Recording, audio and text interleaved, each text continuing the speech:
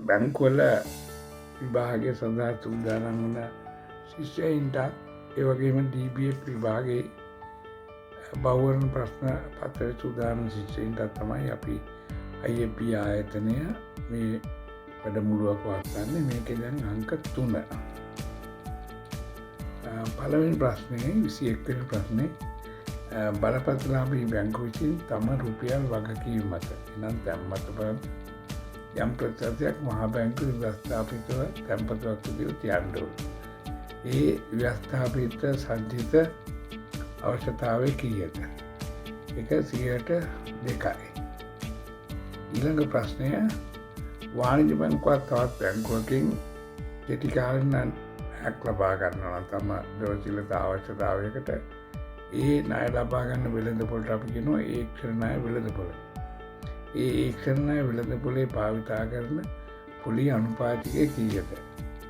පොලි අනුපාතිකය වන්නේ භාරිත සාමාන්‍ය ඒක්ෂණ මුදල් අනුපාතිකය.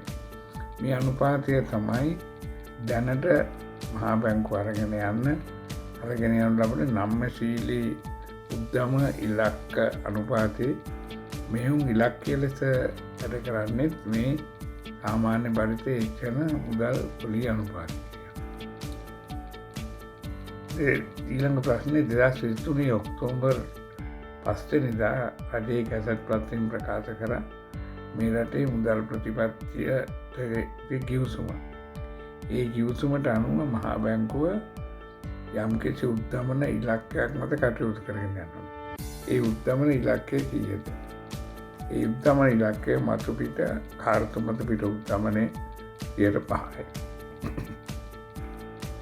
ඊළඟට මහා බැංකුව අනුමත බලපත්‍ර ආදී මූල්‍ය ආයතන කීයද? මේ මූල්‍ය ආයතනය 25.3 පළවෙනි දිනට 4යි. ලංකාවේ ක්‍රියාත්මක ලංකා සෙටල් පද්ධතිය සකස් වී ඇත්තේ කෙසේද? ලංකා සෙටල් පද්ධතිය සකස් වෙලා තියෙන්නේ තත්කාල දල පියුම් පද්ධතිය. කියන්නේ ඒක පවත්වාගෙන යන්නේ මහා බැංකුව. ඊළඟට කොටස් වෙළඳපොලේ තියෙන නිර්ලේඛන ණය සුරුකුම් පද්ධතිය. මේ පද්ධති දෙක එකතුවෙන් තමයි ලංකා සෙටල් ක්‍රියාත්මක වෙන්නේ. ඊළඟට දැනට ඔබ බැංකු විභාග කරන්න ආරම්භ කරලා නැත්නම් ඔබට පුළුවන් අපේ IAB ආයතන තමයි කරන්න. අපි සෙනසුරාදා විවෘත කරලා තියෙනවා. ඔන්ලයින් ෆිසිකල් කියන වර්ග දෙකටම වැඩෙන්න පුළුවන්. මේක තමයි IBSL ආයතනයේ මධ්‍යම පළාතේ අනුමත ආයතනය. ඊළඟට වර්තමානයේ අන්තර් බැංකු චෙක්පත් නිෂ්පාදනය කරන්න ඡායාගත චෙක්පත් පිළිගනු නිෂ්කාසන පද්ධතියයි. ඉස්සර කරේ භෞතිකව චෙක්පතක් අනිත් බැංකුවට යවන එක. දැන් එහෙම නැතුව 2006 ඉඳලා මේ ක්‍රමය වෙනස් වුණා. මේ ක්‍රමේ සම්පූර්ණ බලය තියෙන්නේ කුමන ආයතනයටද? ඒක තමයි ලංකා ක්‍රීය පුද්ගලික සමාගම. මේ සමාගම පවත්වාගෙන යන්නේ මහා බැංකුවත් බලපත්‍රාභී වාණිජ්‍ය බැංකුවත් එකතු මණ්ඩලයකින් තමයි මේක පවත්වාගෙන යන්නේ. ඊළඟට කොටස් වෙළඳපොලේ ක්‍රියාත්මක ප්‍රධාන දර්ශක දෙක කුමක්ද? දර්ශක දෙක තමයි සමස්ත කොටස් මිල දර්ශකය සහ SPN ශ්‍රී ලංකා විශ්ව මිල දර්ශකය.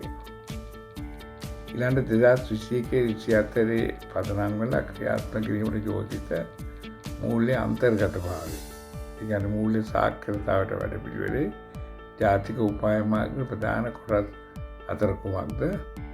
අතර ඩිජිටල් මූල්‍යකරණ හා ගෙවීම්, සුද්ධ සහ තුලි පරිමාණ ව්‍යවසාය මූල්‍යකරණය, පාරිභෝගික ආරක්ෂණය සහ මූල්‍ය සාක්ෂරතාව.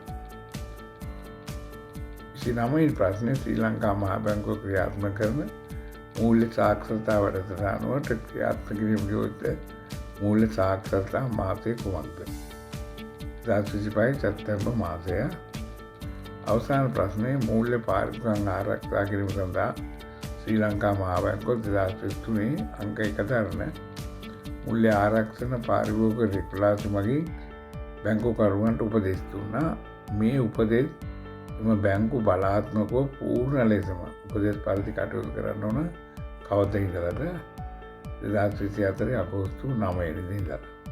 හොඳයි, මේ පාඨමාලාවේ 3 වෙනි අදියර මම ආචාර්ය SW ගමගේ මහජන බැංකුව හිටපු නියුත් සාමාන්‍ය අධිකාරී ඔබගේ තරංග බැංකු විභාගය සමත් වීමට අවශ්‍ය කරන සියලුම සාමාන්‍ය දැනීම අපි ඔබට ලබා දෙනවා. ඊළඟට අපි 4 වෙනි එකෙන් අපි ඔබ හමු වෙමු. බොහොම ස්තුතියි.